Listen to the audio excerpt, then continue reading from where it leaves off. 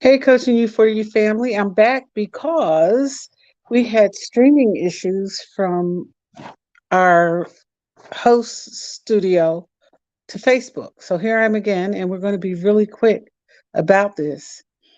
It's about how do you mend a broken heart?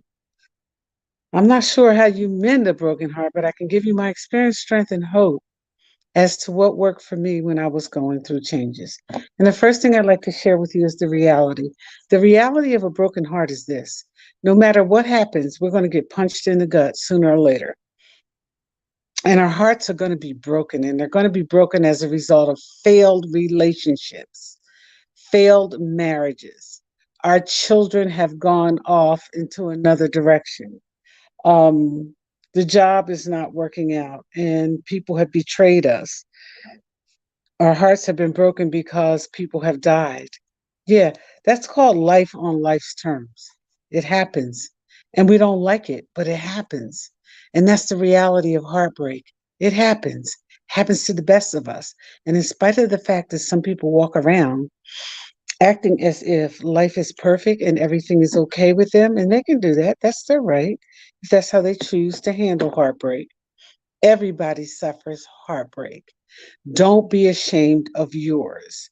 Don't be ashamed of the reality of life and what happens in life. Our hearts get broken for one reason or another. And so I just want to be clear and be sure that you understand this is an important topic and it's broken into three segments. Tonight is the reality, the do's and the don'ts, and some suggestions tonight. And I want to remind you that in every podcast, I'm sharing my experience, strength, and hope. And when and where it's not my experience, I'm also going to share that. But heartbreak is an experience for me. In failed relationships, post widowhood, in failed friendships, in failed careers, plans. My career didn't fail, but some of the plans for them did. And that's okay because sometimes, closure is a blessing.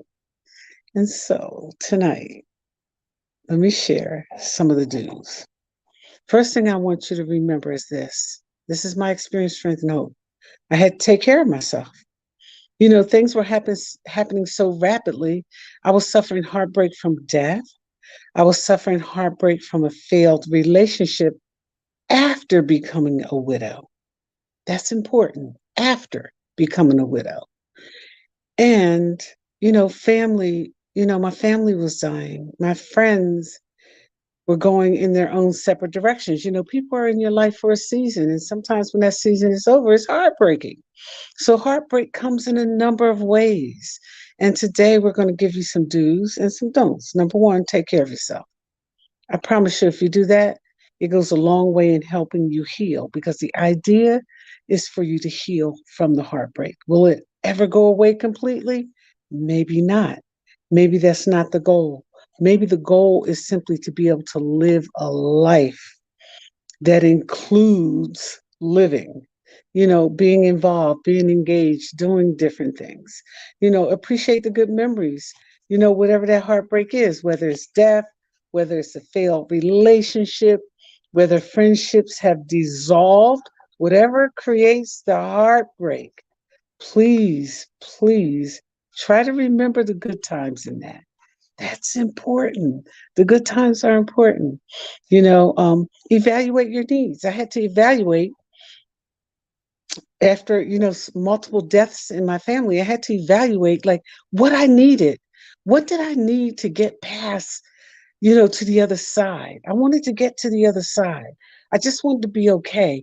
I didn't want to wake up crying every morning. I wanted relief. What did it take to get there? I had to evaluate my needs. I had to figure out what it is. What was it that I needed? And one of the things I knew I needed was self care. I needed to take care of myself. And the other thing I knew was that I couldn't shut the world off. That at some point, sometime, in another space and time, I'd have to be prepared to open my heart back up again. Yeah, That's a reality. That's a conscious decision. And I had to make that. And I had to also forgive. I had to forgive myself and I had to forgive the other person involved in the heartbreak that was as a direct result of another person. In death, I don't know how you forgive death. What I can tell you is when people die, when there's death, forgive yourself for all the things you thought you didn't get right. That's what you can do. Forgive yourself for all the things you thought you didn't get right when somebody died, when you lost a loved one. Forgive the things that you thought you may have gotten wrong. And then there are some don'ts, right? Like, don't beat yourself up in heartbreak because heartbreak can feel like a physical pain. It can feel as if something is broken, and it is. It's your heart, and your heart is real, and it has feelings. And when it hurts, and the heart wants what it wants. However, when your heart is broken, mending it requires that you not live in the past. You can't live in the past. When people die, they're not coming back in this lifetime. They're not. I don't care what your religion is. I don't care what you believe. And I respect all religion and I respect what you believe and what you know. But I can promise you this based on everything I know and I believe in God, they're not coming back in this life when they die. And so we can't live in that past. We have to massage those good memories because the memories and love of those who die live forever.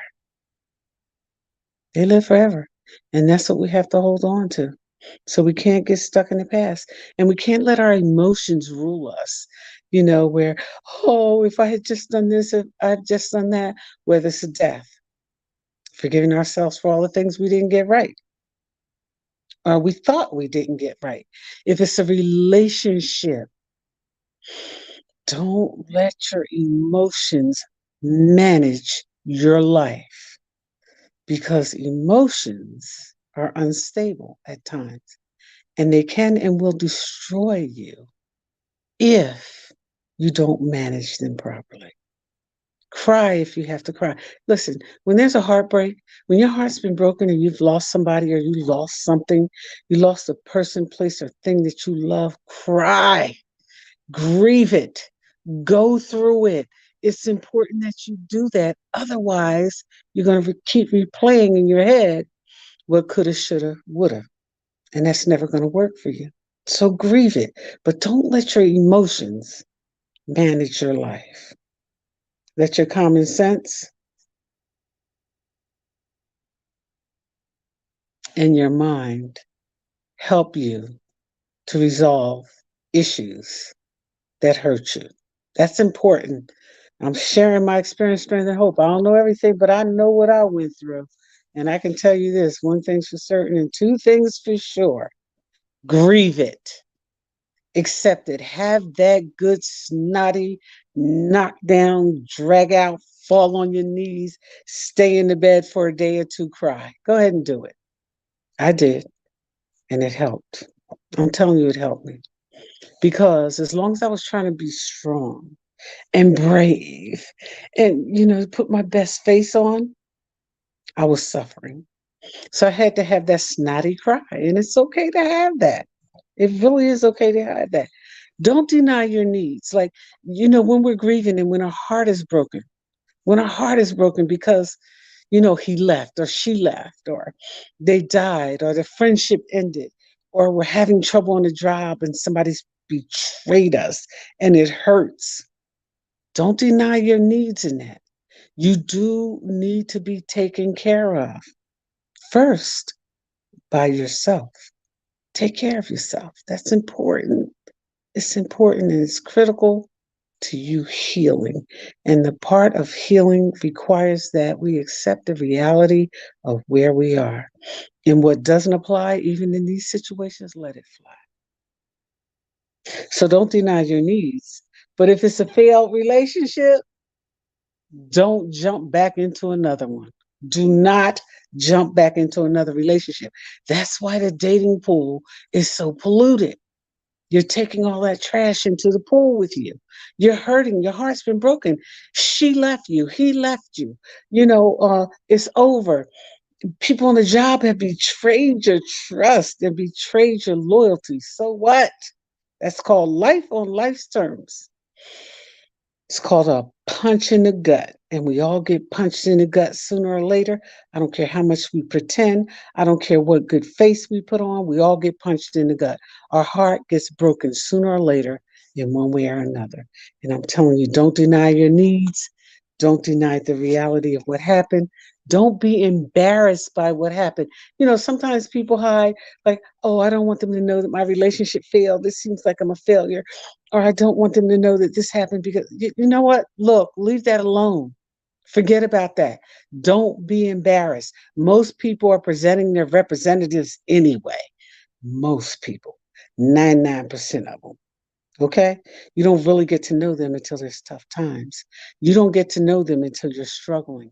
You don't get to know people until you're out of favor with the in crowd. That's when you get to know who people are. So don't sweat it. Don't worry about what people think. Don't worry about where other people are. Worry about where you are. Deal with your reality and what you're going through. And if you need help, even if you have to have a professional coach or therapist, get that. Listen, there's nothing better than a peaceful life. And the only way you're going to have one is to accept the reality of where you are in a heartbreak. And I don't care what causes that heartbreak. For women, most time is men. For men, most time is women. A lot of the bitterness and the anger that you see is because people's hearts have been broken and they haven't healed them. They haven't worked to a point where they can be happy again or they can love again. They're bitter because people have died, people who shouldn't have died. It wasn't their time to die. That shouldn't have happened. It shouldn't have happened that way. They were too young. They were too old. They were too well. They were too great. They were too much. They meant too much to us. But people die and people leave our lives. And that's the reality. I don't like it. I don't like it. I mean, that's the reality. That's my reality. I don't like it, but I got to deal with it. I've been punched in the gut enough times to know that if you don't do something to protect that gut and that heart, you're going to suffer even more. So protect yourself. For people who have hurt you that are in your life, here's what worked for me. Write a letter to them. Don't send it, but write a letter and tell them everything you want them to know about what happened and how it impacted you. Write that letter. It matters. Write the letter. It's okay. Write the letter. Tell them everything. Spill your guts. Get it out.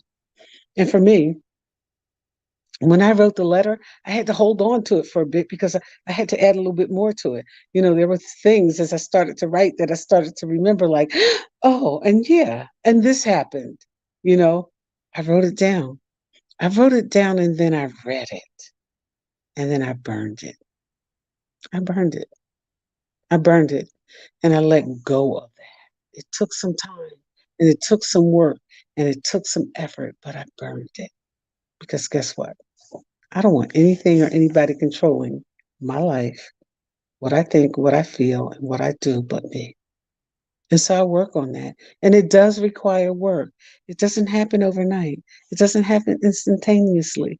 People die, you grieve. I grieved my husband's death for years. He died in 2009, and I still have moments. I know he's not coming back, and I'm not comparing him to anybody else that I date.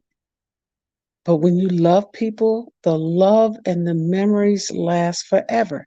And mature people get that. The boys and girls don't. But that's okay. They have a lot to learn. Don't search for closure. If it's another person, place, or thing, don't search for closure. Closure. Don't wait for closure. Don't wait for the apology. This is my experience, strength, and hope. Don't wait for it because it's not coming. And you don't need it to get your closure. To get your closure, you need to accept the do's, the don'ts, and the realities of a heartbreak, no matter how that heartbreak happens. You need to accept that. And you need to invest in yourself. You know, we spend so much time, and before I talk about the investment in ourselves, I want to talk about when you break a bone, right? You protect that bone. Like if it's your arm, it's in a sling, it's in a cast. You protect it. You make sure you don't lay on it. You make sure nothing bumps it, nothing hits it, nothing hurts it.